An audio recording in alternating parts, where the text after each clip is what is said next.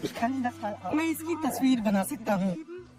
ये अंदर का हिस्सा है और यहाँ है अमिगडाला, जहाँ भावनाओं, तनाव और खतरों को प्रोसेस किया जाता है। जितने ज्यादा बड़े शहर में आप रहेंगे, अमिगडाला उतनी ही मुस्तैदी से तनाव पर अपनी प्रतिक्रिया देगा। Je größer die Stadt ist, in der jemand lebt. इसका मतलब शहरों में रहने वाले लोगों का दिमाग तनाव के लिए ज्यादा संवेदनशील है। और यहाँ पर एक और हिस्सा है, सामने का हिस्सा। इसका नाम है सिंगुलेट कॉर्टेक्स। ये भी तनाव और भावनाओं को प्रोसेस करता है। Stress und Emotionen verarbeitet.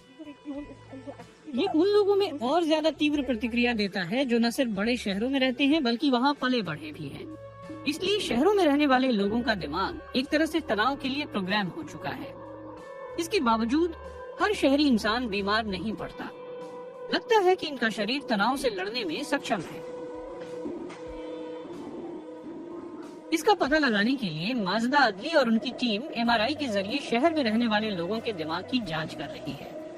इन लोगों को एक बेहद तनावपूर्ण स्थिति में डाला जा रहा है। इन्हें गणित के ऐसे कठिन सवाल दिए गए हैं जिन्हें दिए गए समय में हल कर पाना मुश्किल था, और फिर उन पर नकारात्मक प्रतिक्रियाओं की बौछार होती है। भयंकर तनाव। फिर रिसर्च टीम ने उस वातावरण की ओर गौर किया जिसमें ये लोग थे। क्या इससे उनके तनाव के स्तर पर कोई असर पड़ा?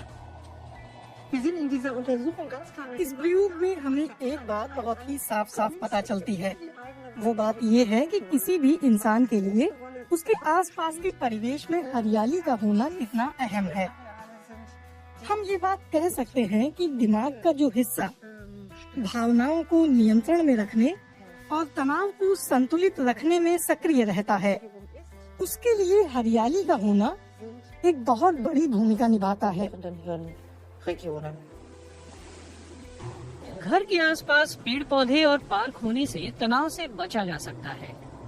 इन्हें ऐसी सामाजिक जगहों के तौर पर भी देखा जा सकता है जहां लोग अपने अकेलेपन को दूर कर सकते हैं।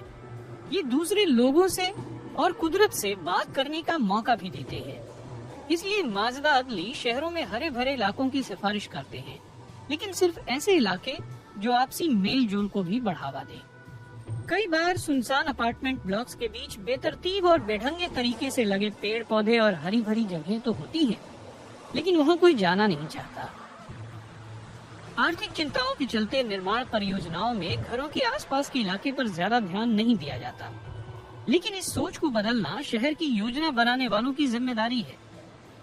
नए शोध बताते हैं कि अपार्टमेंट ब्लॉक्स के बीच इस तरह की छोटी हरी भरी जगहें या मिनी पार्क भी सामाजिक संपर्क को बढ़ावा देते हैं। छोटी सी गपशप के लिए थोड़ा वक्त तो निकल ही सकता है। ऐसे प्रोजेक्ट तो और भी बेहतर है जब आस पड़ोस के लोग साथ मिलकर इन बगीचों की देखभाल करते हैं। अर्बन गार्डनिंग एक ट्रेंड है जो तनाव और अकेलेपन से लड़ने में मदद करता है। दुनिया भर के कई शहरों में अब इस तरह के खुले गार्डन हैं।